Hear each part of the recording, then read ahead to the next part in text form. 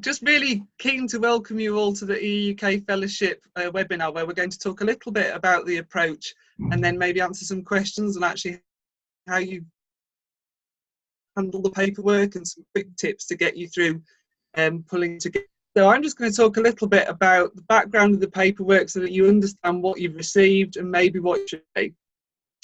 So EEUK launched the fellowship in order to bring together the competencies of all our colleagues working in the sector. So whatever role you have working in the EEUK as an enterprise educator, we want to recognise and support you.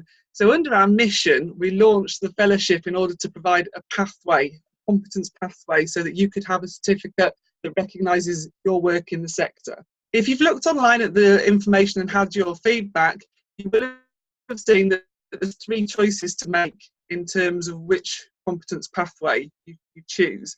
The idea of this is that you choose whatever your background is strongest, so that don't worry if you've got a job that maybe reflects many of these roles. Most people find that as an enterprise educator, you can be stretched across a whole range of agenda areas and a whole range of activities. But choose the one that speaks to you, the one you've got the most information for, and the one that you're working on currently or most recently, in order to choose which pathway you are.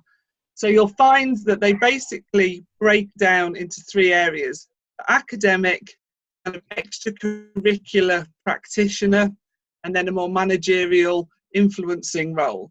So you might find, as I said, that you straddle these three areas, but most people find that they go in and out of a range of different roles when working as an enterprise educator, and really you should play for your strengths in this competence-based certification, because you get one certificate and it won't say your pathway, it will just edit you as an enterprise educator. So if you've looked online, you find a lot of the information on our website. You will have received personalised email. Some people have found that it's in their junk email, so do check. But you'll have found a personalised email that gives you the information about your pathway. You'll also got a link to this web page, which if you want to look at the other pathways, maybe check you've got the right approach, this has all the information in. So you've got a link to that, and if you have any problems, just re-register, re-log yourself in, and go again. The login, you can reset yourself your own password. So just use the website, there's a lot of information there. You'll find there's frequently asked questions, you'll find there's all sorts of details if you want some support.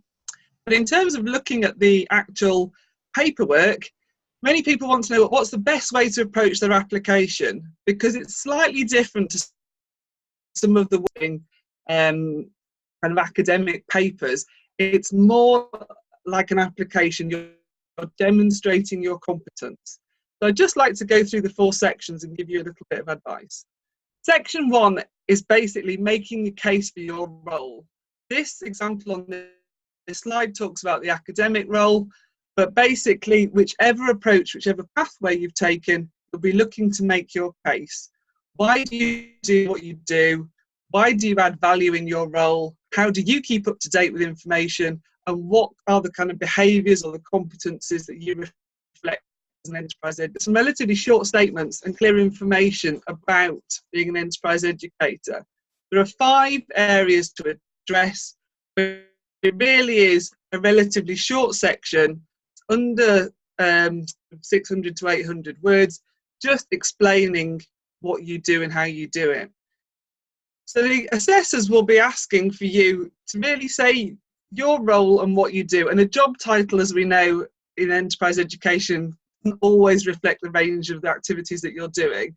But talk about the value that you add, your underpinning policies and frameworks that drive you, maybe your enterprise strategy, maybe some national policy drives your activities. But explain how you keep up to date. If you're a regular reader of the EEUK newsletter, if you attend our annual conference, if you work with colleagues in different institutions or come together as a network at your own institution, then bring that together into this document and explain how you do what you do. The assessors are really looking for short sentences in this section. You're not really expected to write an essay, but evidence your points. So this is the big difference a lot of people find, is in demonstrating competence, you're not comparing and contrasting, drawing on your wide range of historical background in the area. You're actually evidencing what you do and why you do it. So keep your views evidenced, but explain in your own voice why you do what you do and how you do it. Section 2 looks at the ECT toolkit and asks you to think paperwork changes depending which pathway you chose. But it asks you to write a how-to guide or a case study and then really explore how you are competent in your role. So check out the ECT toolkit if it's not familiar to you, and just see the short guides that people write or case studies that they've shared. Again, in this you'll find that you're identified for you. Again, this slide shows the academic ones, but each of the pathways has its own competencies. You're also asked to think about your competence. I'd use CAR because it's the same approach really in terms of talking about your context, your action and your result. So you're looking to say how you deliver as a competent professional by giving a small context, a small situation, the action that you did and the result. And you don't have to say everything went brilliant 100% at the time, because we all know that doesn't happen. You're going to draw out how you learn, how you're a reflective practitioner, how you improve on your activities. So use the competent statements to say what you do.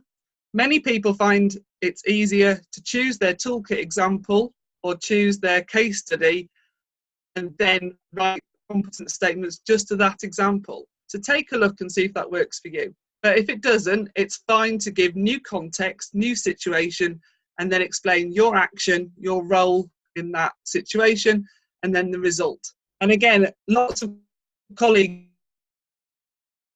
might be an action that you took with colleagues in discussion with a manager on behalf of a strategic management team. You can identify your role within that, but obviously we expect that most people aren't working entirely as an individual, as an enterprise educator. So the assessors in this section will be looking for your ECT toolkit example, your how-to guide, or your case study, and then your written evidence of competencies. In section 3, you're reflecting more, evaluating your own practice, reviewing the evidence that you've already start to think about maybe where you want to make some improvements for section 4. But in this section, you'll be identifying the values that you work with and how you work with your students. You might get these from your sector, you might get them from being a professional in higher education, or you might get them from your institution. What do they mean for your practice and what does it mean for you? So you'll start to draw out a more reflective style of writing in this section, but you'll be drawing on feedback you've had from students, from colleagues, maybe a 360-degree evaluation you've had from a senior manager, or maybe some feedback that your learners have given you and told you how they felt about working with you. So draw all that together and really draw on that work to help you do this section. You'll find that this starts to give you ideas for what you want to do for section 4 as you look at your own values in the context of your institution and reference your institution's approach, but also talk about yourself and how you develop space in your workload. It's difficult to find time to reflect. Do you do it with colleagues?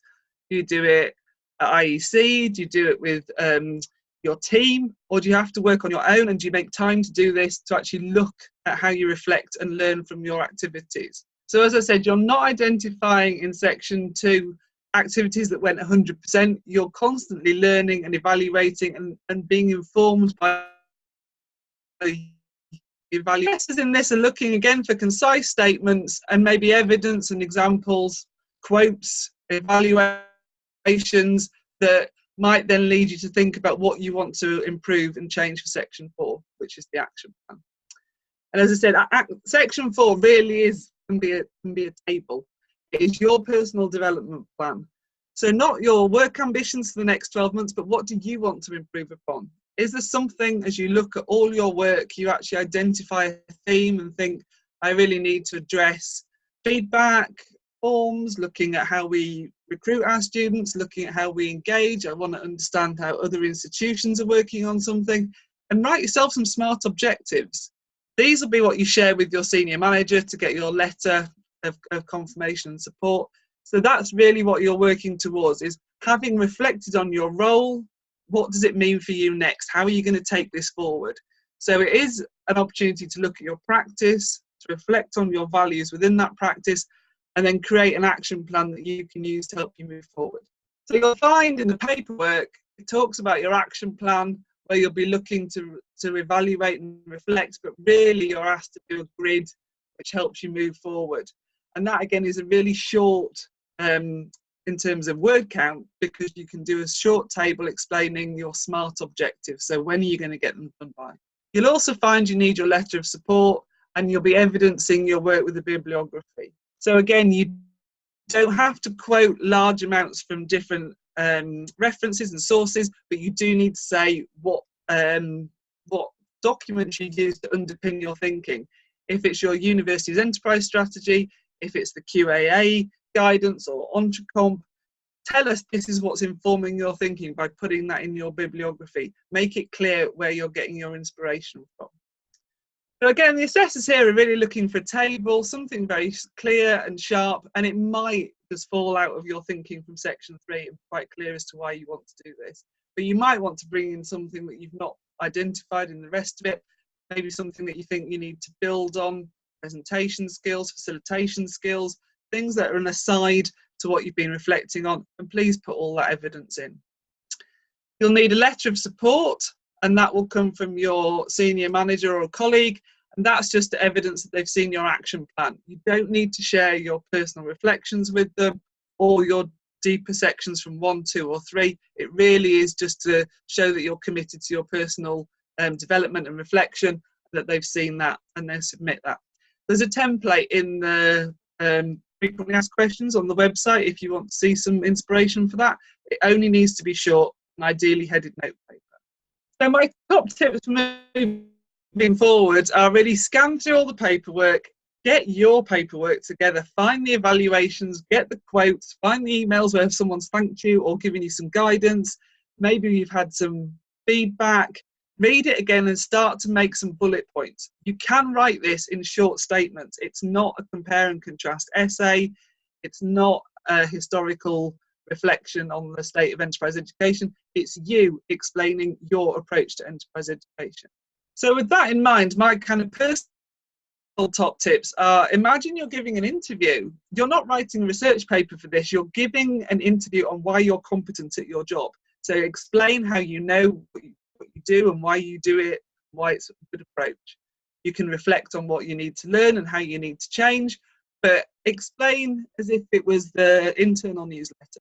Read the bold bits in the guidance. Maybe they'll just give you the headings, and then if you want to check in the detail, read a bit deeper. Write your ECT toolkit as if you're going to help a colleague. They've just asked you, how would I do that thing you do with Post-its? How would I do that icebreaker you did? I saw you standing with your group of students doing this outside. What were you doing? Can you just write that out for me? Something very simple. And again, partner up with somebody and share, compare, talk. I'm going to be talking to Amanda Brooks, who was one of our first fellows, and ask her how she did that in order to get some sense of what she wanted to put down in her documentation next. So we're delighted as EEUK to be having our fellows as a growing band of people, and I'm really keen to ask Amanda now a few questions, if that's possible, just to find out how she found the experience and what top tips she might have for you. So Amanda, if you can hear me. I can hear you, yes. Hi, Alison. Hi. Amanda, you were one of our first fellows, so congratulations for being a kind of trailblazer and a pioneer for this. Thank you. I wanted to ask you, how did you tackle the paperwork when you first get given it? There's like a template and the ECT toolkit. Start. Yeah, well, actually, to begin with, what I did, what I would say to people is a really worthwhile exercise to make time for, aside of the practicalities. So to begin with, I just immersed myself in the paperwork, and I'm not a very digital being, so I had to print everything off, and I made a file, and I made sections for each file and just sectioned it off. And then I started to collect the documents, and as you said, you know, sort of thinking about things that I could slot in, so I could see it building up, you know, the things that might go into the section. And then again, because I sort of very I suppose creative in the world, messy in the way that I think about things. What I actually did was I did a mind map for each section, which I found really helpful to bring down all the things that I wanted to potentially think about, include and write. And then I translated that into bullets and started to write up. So I found it quite easy. I thought it was a really nice, clean application form, and it was quite easy to follow. So in terms of doing the process, you sort of took it into bite-sized, you reflecting as you were going? Were you finding that the sections were working together? Yeah, definitely. As a process, it really stacked up. I loved the flow of the way it worked, and I think it did. I think the whole thing from beginning to end, piecing it together, reviewing the documentation, the kind of the QAA, and reflecting on what I was doing. It was a really organic process, the whole thing of reviewing documentation, thinking about examples of what I'd done, and then sort of kind of, being able to sort of write and bullet that down. It really was quite a simple process in that respect. And I think, each of the sections in themselves were great insofar as, it was kind of like making the case for enterprise and entrepreneurship education. We never make time to sit down and think about those things, really. And I think, it was great to be able to, as I was going through, yes, I do all this stuff, and yeah, we do that. And I think the whole process was about building, legitimacy and confidence. And so in that respect, yes, I think the reflection process went on through all of the sections, really.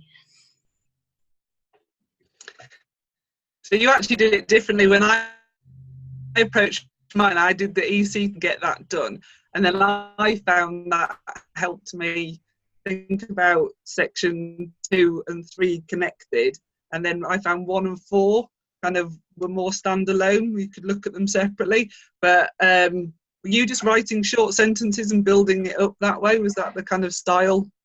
It was, but you see, for me, I think, because I think it depends who you are and where you are. At the time, I was a little bit questioning the role, I think. It would be fair to say, and I think from that perspective, for me, it was very valuable, because I think it was an opportunity to reconnect with why we do this work.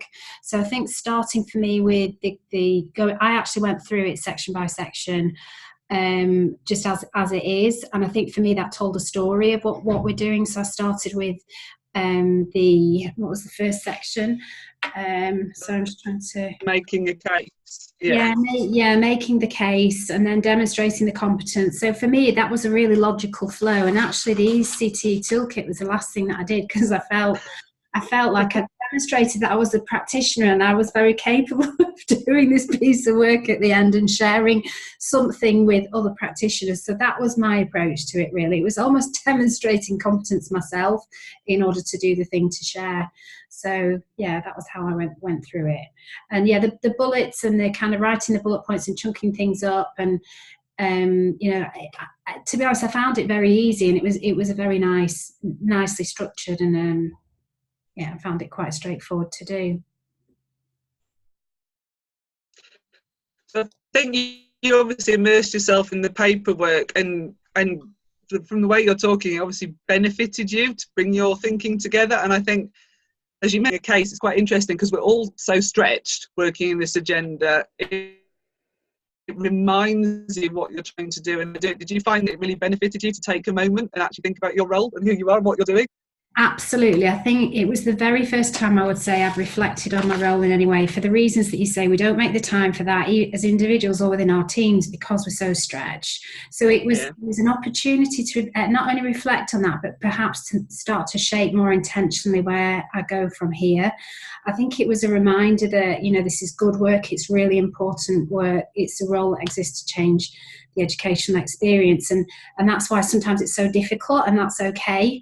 And I think making the case was really valuable, and also reminding me that it's a role in itself. It's kind of a role that's learned by doing and shaping by opportunities. So it's a very kind of developmental role as well. And again, that's why perhaps sometimes it feels uncomfortable. And so those opportunities to sit down and reflect on almost a body of work and say, oh yeah, I can see a journey here, I can see a pathway, I can see where I've done things instinctively, or I've done things in a certain way and it's worked well, and it's caused this to. So it's kind of that body of work and that journey through the role, if you like. That was really, really valuable. I would say I felt quite nervous before doing it because I wasn't quite sure whether I would have a lot to say.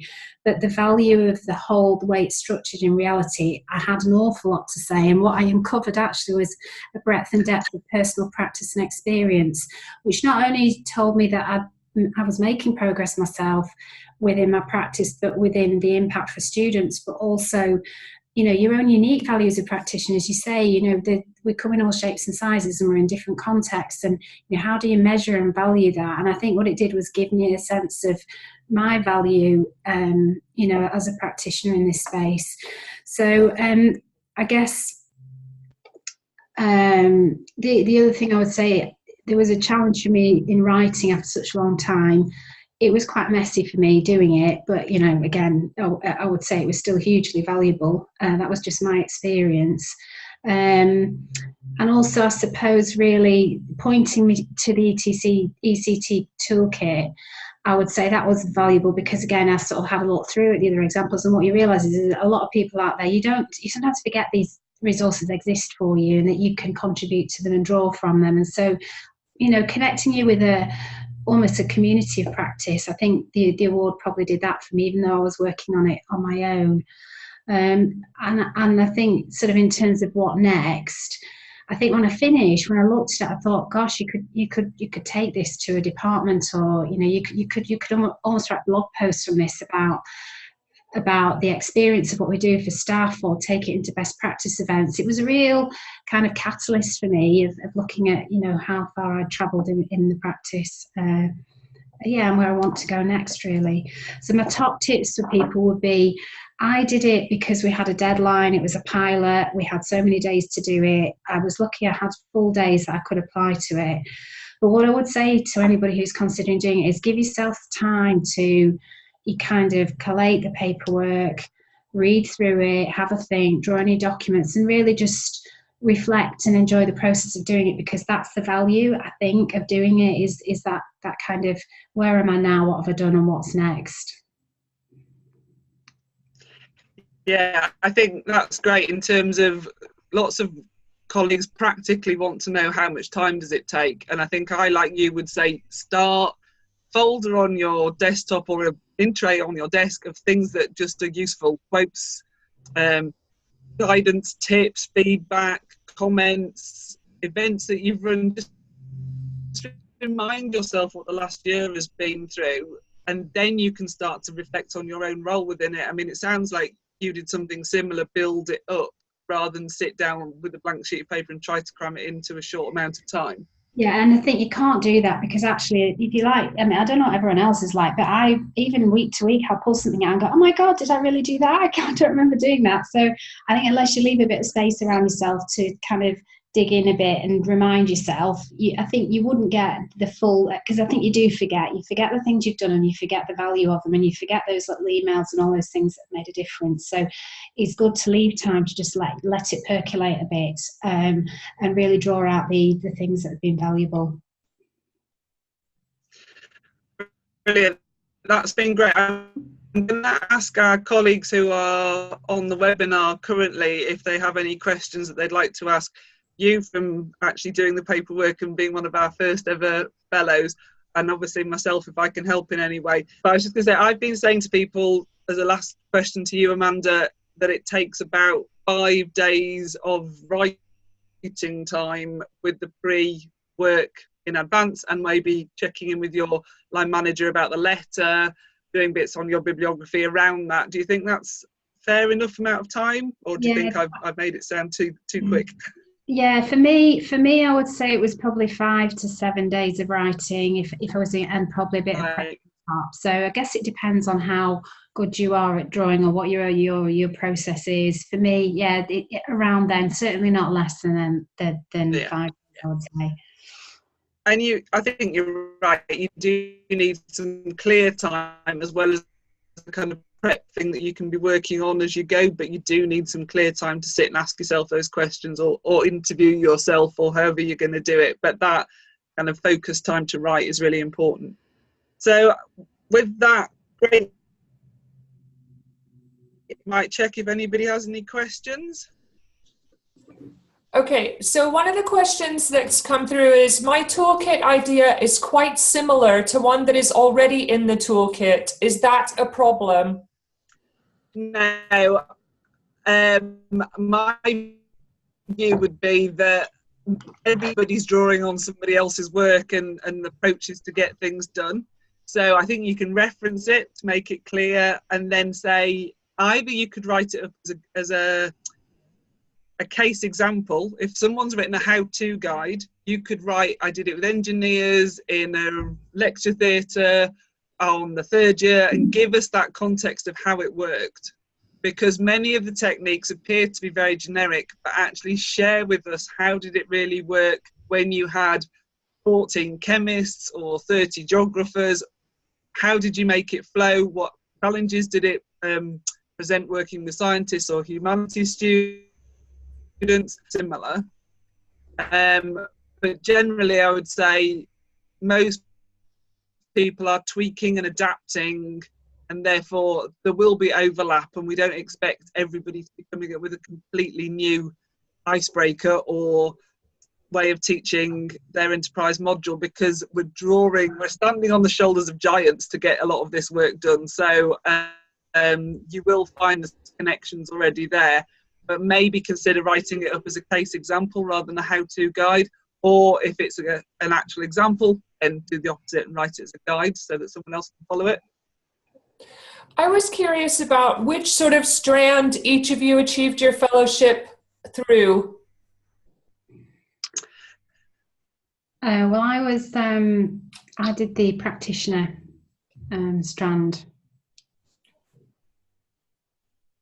Alison? Yeah, and obviously, yeah, I was going to say, I originally, in the start of my career, was an academic, and that would have been my go-to position to look at. But actually, I no longer teach one module of people all the way through. So I do activities with different groups of people as one-offs or programs that aren't modules with feedback.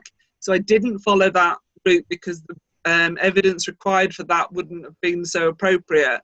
What I did do was the influencer role, because a lot of that, if you're it doesn't need to be a management role, it needs to be a role when you are working with others, maybe sometimes people that you're not in line management of or with, in order to get things done. And I work obviously as head of policy, the enterprise educators, with the board and with the membership. So I'm working with people and supporting and influencing them. And also I work as a consultant. So within that, I don't have anyone to line manage. So I am not an influencer as in a manager, but I'm influencing change by working with others. And that's really what that's about. It's not about a management role. It's about, are you in a position, means you need to draw on others to get things done. And if someone, so say someone takes their 5 to 7 days, they got all their evidence together, they've got their letter, they've drafted it all up, and they'd like to get some feedback either at the end of that process or while they're sort of drafting things up, how can they access support for doing that?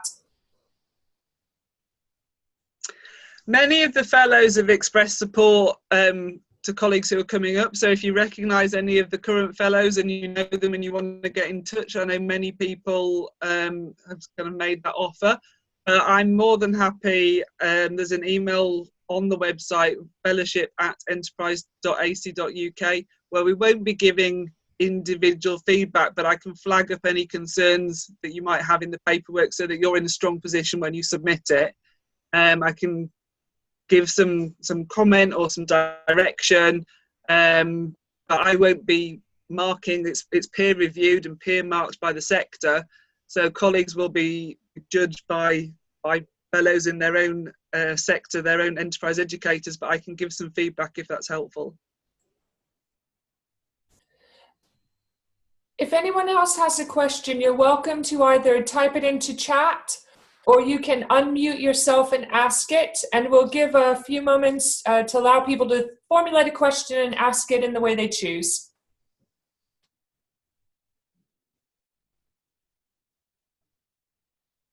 Thank you. You've I would obviously just done a- remind colleagues that, sorry, Bonnie.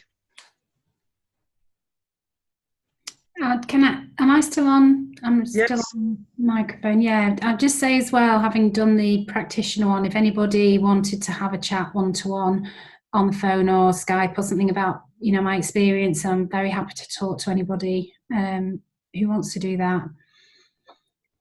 That's great, Amanda. There are no other questions coming through. So Alison or Amanda, did you have any other comments that you want to make or any other tips to share? The only thing I would say is for me it was hugely valuable, really worthwhile, definitely recommend it.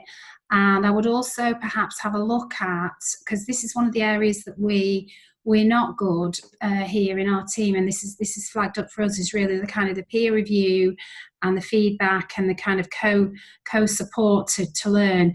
I'd say have a look at the criteria for the Enterprise Educator Award as well, as another really useful lens to look at how you collate evidence of your practice if you do want to be nominated for award, or at least feel as though you're in a position to be nominated, is to, you know, look at your practice and look at how the industry is judging people that they're putting forward as role models, if you like, because that, again, the other day we looked at that and realised that we weren't really collecting enough evidence that would enable us to put people forward for that, even though they were doing brilliant work. So I think for me, the fellowship and the kind of the idea of being nominated as a practitioner, even if you don't want to aim for that, is a really good way to start looking at your practice. That's a brilliant piece of advice. I think all this recognises that the work of EEUK is to support the sector and to support you working in it. So top tips like following the changes in the sector, supporting each other, working with colleagues in different institutions, benchmarking yourself against them, all of that is just really great advice. And you might decide to do this at the next submission, which will be around Christmas next year, and maybe start to collect your details a bit more over the next 6 months rather than write it now. But please, if you have any questions, then drop an email to the fellowship at enterprise.ac.uk email and just ask. Don't sit and worry about the paperwork when you can ask a question and be given an answer. But I would direct you to the frequently asked questions section at the end of the website. There's all sorts of information in there about whether you're eligible. I have the template for the letter, for my boss to use. All that stuff is provided. So please, some extra input if you need some support. Alison, we wish you all the best. You've sparked another question from someone. What are the upcoming application deadlines? That is a great question and something you think I would know off the top of my head. It's the end of June. So it's the end of June for this current cycle, and then we had on the website, it currently says it will be the 31st of December for the year, but we're actually going to move that into January. So it'll be January, I think the 7th, 2020, because colleagues are finding that they need confirming letters from managers who are on holiday over Christmas, etc. So we're going to just knock that one back. But we're looking at this with kind of about 6 weeks to go. So I think now's a good time. If I appreciate there's marking and many other challenges at this time of year, but maybe if you've been working on it a little bit, now's the time to push through on this. Or if you want to take a bit more time, then the kind of Christmas New Year deadline is what I will write to everybody with the confirmed deadlines. Okay, I've just pushed out the link to the information on the website in the chat function. I'm sure everybody can navigate to it, but it might save you having to look for it yourself. Thank you so much.